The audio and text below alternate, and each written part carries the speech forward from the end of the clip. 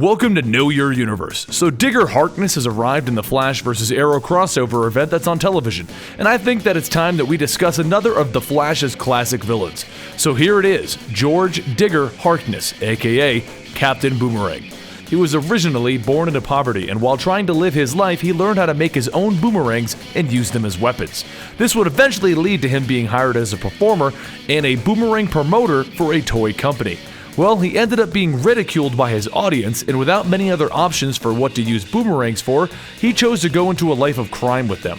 His first fight against the Flash ended up with him almost winning because he knocked out the Flash with a boomerang. And then, in classic old-school villain fashion, he decided to tie the Flash to a giant boomerang and try to launch him into space. The Flash vibrated so much that he increased the velocity of the boomerang, and he eventually broke free. Since he's one of the early DC continuity villains, and early villains in comic books were rather silly, he would attack the Flash frequently using special boomerangs that would explode, have razor-sharp edges, and various other things similar to how the Green Arrow uses his arrows for all kinds of things. As time would go on, Digger Harkness would eventually join the Suicide Squad so that he could become pardoned for his crimes. And on that team, he was considered the least effective member of it, and he was openly racist against the other members of the squad. Amanda Waller considered him a jerk and a screw-up, and she decided to call him this because he actually got one of the team members shot in the back when he could have actually saved her, and he got another one of the members of the squad to run out of range of their bracelets just to see if they actually exploded. Just so you know, they do explode, and he killed a guy.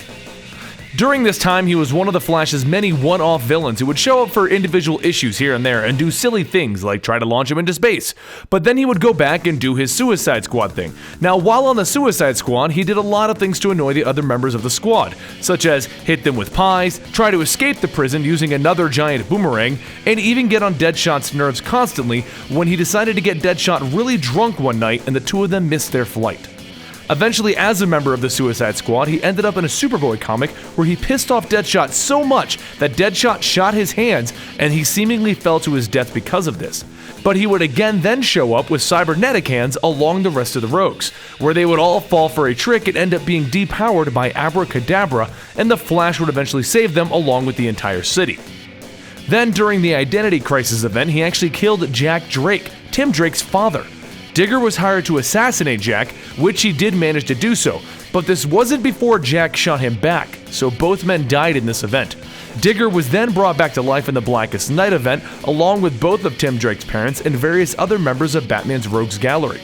Batman and Robin ended up diverting the Black Lanterns by freezing their own bodies, and without any emotions for the Black Lanterns to latch onto, they eventually left the area to go look for more people to torment. Well, more people to torment would eventually lead Digger to teaming up with other former Rogues to attack the current Rogues team. The battle between the Black Lantern Rogues and the Living Rogues would end in a draw, but Digger's son Owen would take his body elsewhere, thinking that he may be able to find a way to bring his father back to the world of the living. Digger then convinces his son to bring him fresh meat so that he can be cured by filling his urges. Well, eventually the rest of the Rogues find that Owen is keeping Digger in a construction pit, and they tell him not to believe Digger's lies. He's a Black Lantern. Captain Cold looks over and sees a dead family, and he tells Owen that this isn't Digger. The Rogues don't kill women and children, and he kicks Owen into the pit with Digger, where Digger then proceeds to eat his own son, and Owen is turned into a Black Lantern.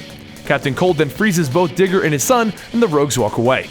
This would have been the end of Digger Harkness finally, but the White Lantern revived him for a greater purpose. But since he was revived in front of a lot of superheroes, he was hauled off the jail immediately. In jail, Captain Cold slipped him a message that stated that if he wanted to be a rogue again, he would have to escape prison himself. Well, all hope seems lost until he discovers that he can make exploding energy boomerangs with his hands, a power that he had as a Black Lantern and he thought was gone. And he then uses this power to escape prison. He's then contacted by the entity that tells him that he will throw his boomerang at Dawn Granger. Well, not understanding what this message means, Digger tries many ways to figure out the meaning of it. And this includes freeing Professor Zoom to the dismay of the rest of the Rogues who couldn't believe that he actually let a killer go, and trying to control his own powers as they would go crazy at times to the point of even injuring his own friends. At the end of the entire Brightest Day event, Dawn Granger was supposed to die to be the life for a life that revived Swamp Thing, and Hawk was supposed to catch the boomerang and actually die in her place, and this would allow him to be free from the God of War that was possessing his soul. But the boomerang then goes through Hawk's hand, basically making it so that Hawk didn't complete his goal, and Boston Brand, aka Deadman, jumps in the way of it, taking the boomerang to the chest so that he can save Dawn. Well, this ends up killing Boston Brand, but it frees Digger from the hold that the white light has on him, and it removes his powers. After the Brightest Day event, he goes on an adventure to try and restore those lost powers, but he ends up being caught by Red Robin, who's been stalking Digger ever since Digger killed his father, and Red Robin sent him back to jail. Digger Harkness's run as Captain Boomerang ended there, because right now in the New 52, Captain Boomerang is Owen Mercer, Digger's son. You see, anytime that Digger was out of commission or removed due to death or being on the Suicide Squad, Owen Mercer took over the role of Captain Boomerang. Now, Digger Harkness has never really had any powers except for the brief period when he had the Black Lantern powers, but he's very clever and he's made all kinds of boomerangs. His son Owen Mercer is the same way, though he has shown some kind of speed-bursting power to accelerate his boomerangs when he threw them.